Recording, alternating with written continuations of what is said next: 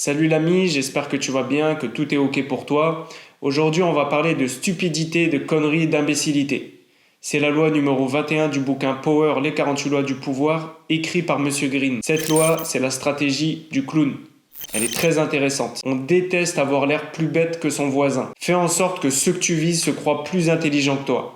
Une fois convaincus, ils ne se méfieront pas de tes agissements. Il y a des moments où le meilleur savoir est de feindre de ne pas savoir. Le sentiment que quelqu'un est plus intelligent que soi est extrêmement désagréable. On va toujours lui trouver des excuses. Oui, mais lui, ses parents lui ont payé des études, les miens n'avaient pas les moyens. Il possède des savoirs théoriques, mais ne connaît rien à la vraie vie. On déteste ça. Les gens se font une haute idée de leur intelligence, ne la remets jamais en doute. Si tu maîtrises cette règle, alors tu pourras manipuler énormément de personnes. Laisse entendre à l'autre qu'il est plus futé que toi, voire que tu es un petit peu débile.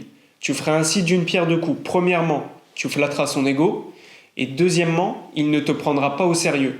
Tu pourras faire de lui ce que tu veux. Avec cette technique, on va jouer sur la vanité naturelle de l'être humain. Il y a quelques années, j'ai travaillé à Roissy-Charles de Gaulle sur la partie fret de l'aéroport.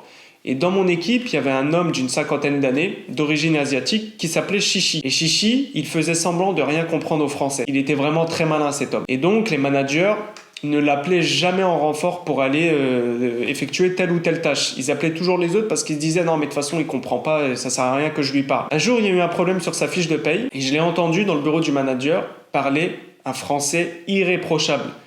Non mais là je comprends pas, regardez j'ai fait des heures supplémentaires ce mois-ci, pourquoi elles ne figurent pas sur ma fiche de paye Sacré Chichi, il jouait au jeu de celui qui ne comprenait rien et on ne l'embêtait jamais. Il y a un film qui illustre très bien cette stratégie du clown.